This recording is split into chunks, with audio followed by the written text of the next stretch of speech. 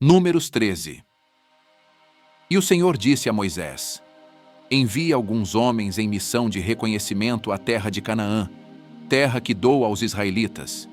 Envie um líder de cada tribo dos seus antepassados. Assim, Moisés os enviou do deserto de Parã, conforme a ordem do Senhor. Todos eles eram chefes dos israelitas.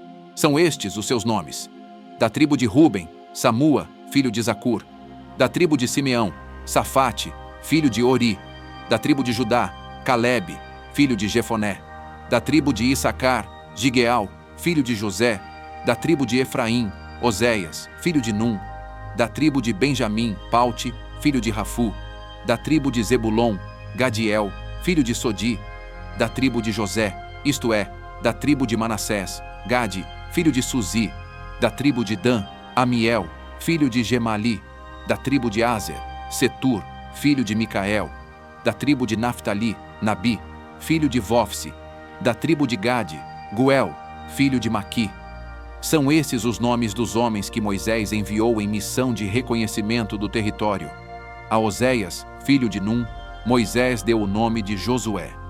Quando Moisés os enviou para observar em Canaã, disse: Subam pelo Neguebe e prossigam até a região montanhosa. Vejam como é a terra e se o povo que vive lá é forte ou fraco, se são muitos ou poucos, se a terra em que habitam é boa ou ruim, se as cidades em que vivem são cidades sem muros ou fortificadas, se o solo é fértil ou pobre, se existe ali floresta ou não. Sejam corajosos, tragam alguns frutos da terra. Era a época do início da colheita das uvas. Eles subiram e observaram a terra desde o deserto de Zin até Reob, na direção de Lebo-Hamat. Subiram do Neguebe e chegaram a Hebron, onde viviam Aimã, Sesai e Talmai, descendentes de Enaque. Hebron havia sido construída 7 anos antes de Zoan, no Egito.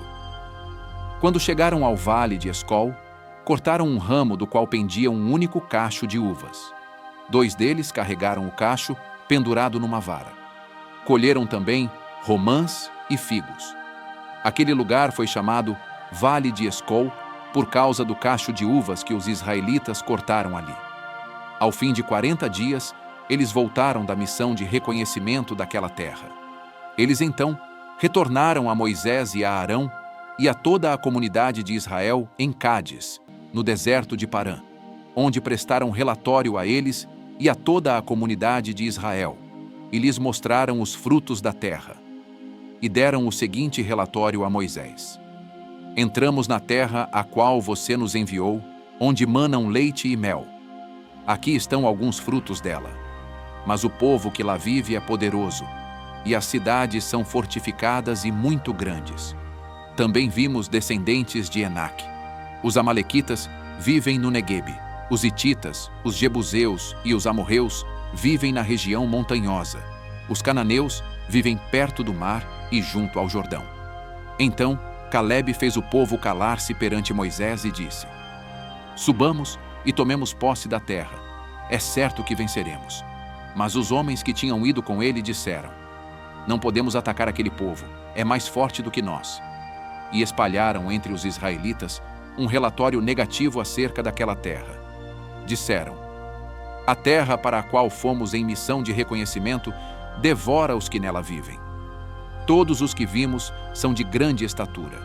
Vimos também os gigantes, os descendentes de Enaque, diante de quem parecíamos gafanhotos, a nós e a eles.